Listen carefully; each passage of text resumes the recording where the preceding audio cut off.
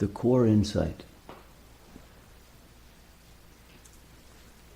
is referred to linguistically as the relationship between libero and libre.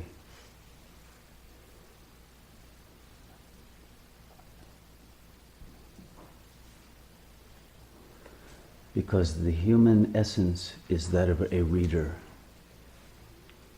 Because to read accurately is to set yourself free. All we do constantly in every moment is to read. But do we understand what it means to read? We do not just read books. We read one another's faces. We read the energy field. We read the auras. We read our dreams. We are constantly reading, and reading is tracking. We name our cars as trackers, as pathfinders. And what are we trying to find? Our fortune. So we name them fortuners. There's no accident in any of this. But what are we on the track of, and what kind of fortune are we seeking? But the universe itself is a book if we learn how to read it. And there's an important relationship between language and sanskaras.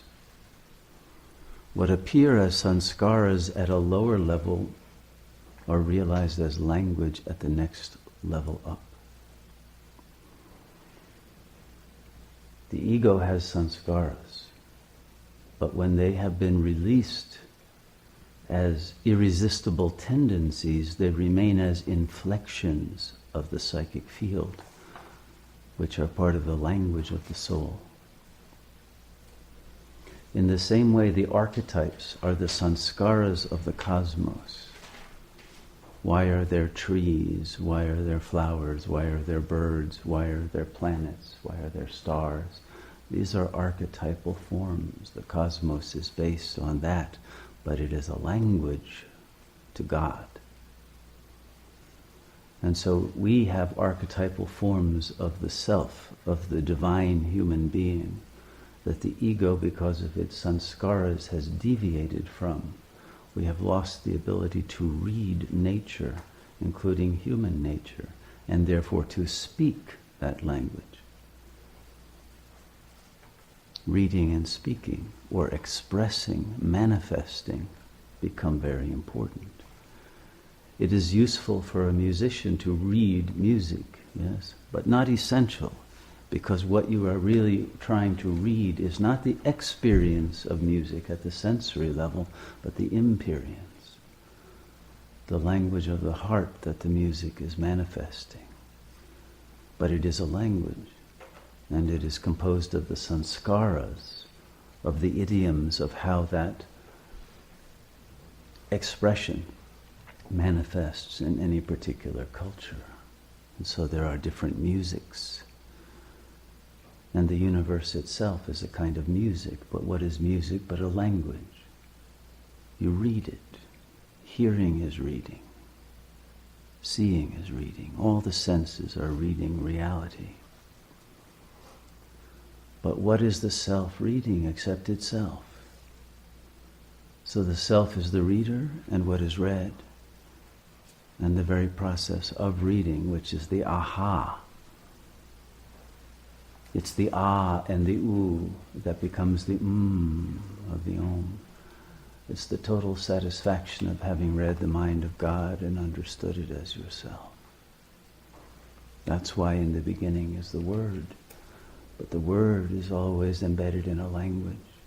And the language of God is eternal, but the Word creates a new beginning. And each of us is an expression of that sublime Word.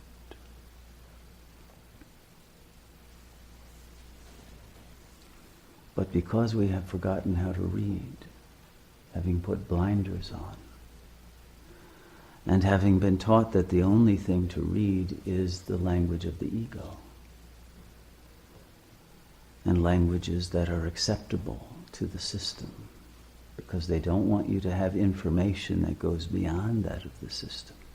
As soon as you begin to know that which is not allowed to be known, and every culture is corralled by a series of taboos on what you are not allowed to know, and therefore not allowed to read, and therefore not allowed to express. When you go beyond that, you are stigmatized, you are attacked. And when you trade in one kind of fortune for another kind that is not recognized as valuable to that culture, they think you're a fool.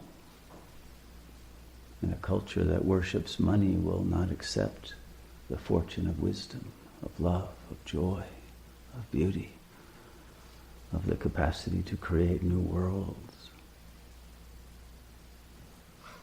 And so there are fortunes that are made on the basis of knowledge, information, wisdom, that are turned into powers of creation, transformation,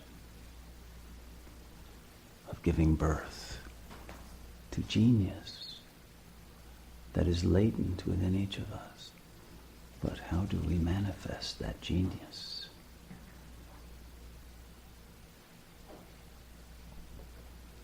It is this that must be understood, because what limits our genius is a contraction of consciousness. And that contraction is known as the I thought. And once consciousness contracts around that thought, it can no longer expand wide enough to read the mind of God, which can only be read when there is no I. It is a language that transcends the dimension that is contracted and lost by the I thought. And once that I thought is in place, then consciousness will be usurped by an ego structure that is based around the I thought. And that structure will create further shells of taboo, of veils of ignorance, until one has lost entirely one's capacity to read either nature or one's own heart or the faces of others or anything at all, including one's own dreams. This is ignorance.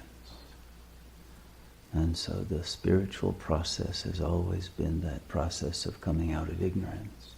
And the primary ignorance is the identification with the I thought that makes you ignorant of your very self.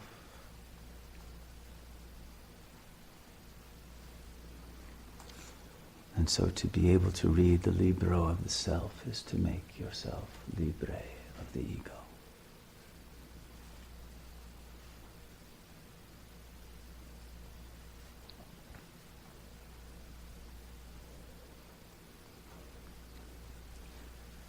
Because the self is freedom, absolute freedom. The freedom that transcends any form of manifestation, and therefore is free of fear, because fear is another contraction, and free of desire. Desire for life, because there is nothing in death to fear. It's simply a liberation from another contraction that we call the body.